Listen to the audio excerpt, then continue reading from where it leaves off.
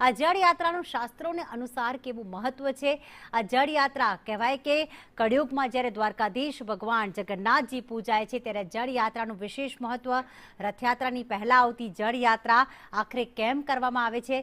મારી સાથે આ તમામ બાબતોની ચર્ચા કરવા માટે જ્યોતિષી એવા ડોક્ટર મૌલી રાવલ અમારી સાથે સ્ટુડિયોમાં ઉપસ્થિત છે।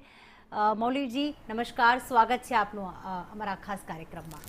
નમસ્કાર પ્રીતિબેન। મૌલીબેન, જળયાત્રા નીકળી ચૂકી છે, પરંતુ આ જળયાત્રાનું શાસ્ત્રોની દ્રષ્ટિએ જો વાત કરીએ, રથયાત્રા પહેલા આવે છે, 12 યાત્રાઓમાંની આ એક ખૂબ મહત્વની જળયાત્રા વિશે શાસ્ત્રો શું કહે છે?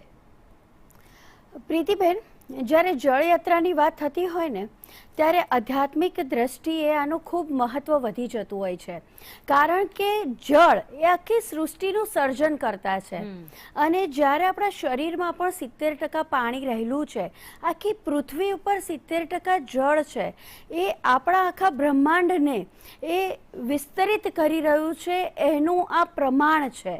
જ્યારે 108 ઘડાની અંદર જળ ભરવામાં આવે છે એનું પણ વિશેષ મહત્વ છે। આ કળશ યાત્રાનું જે મહત્વ છે તે જો આધ્યાત્મિક દ્રષ્ટિએ સમજવામાં આવે ને પ્રીતિબેન, તો એમાં એવું છે કે જ્યારે જળ એમાંથી સૃષ્ટિનું સર્જન થયું છે, સૌથી તો પહેલી વાત એ।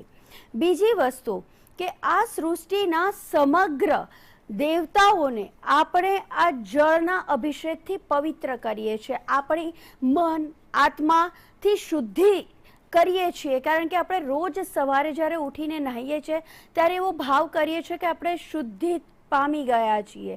તો એવી રીતે ઈશ્વરને જે જળ ચઢાવીએ છીએ એનું મહત્વ એવું છે કે હે ઈશ્વર, અમે અમારા મનમાં રહેલા ક્રોધ, અહંકાર અને અમારા જે પણ દુર્વિચાર છે એને અમે ત્યાગીએ છીએ અને તમારા ચરણોમાં અમે સાત્વિક રીતે શુદ્ધ થઈએ છીએ। એવા ભાવથી આપણે ભગવાનની જળ યાત્રાનું આયોજન કરીએ છીએ અને એ જળ યાત્રામાં આપણે જે જળ ચડાવીએ છીએ એમાં આપણા મનના દરેક વિકારોને આપણે મૂકી દઈએ છીએ અને ભક્તિ અને પ્રેમથી ઈશ્વરને આપણે આપણી જાતને સમર્પણ કરીએ છીએ। બિલકુલ, અને જગન્નાથજીને સમર્પણ થવાનો જ આજે દિવસ છે, કારણ કે જગન્નાથજી થોડા દિવસ પછી એટલે કે અષાઢી બીજના દિવસે આપણા ઘર આંગણે આવનાર છે।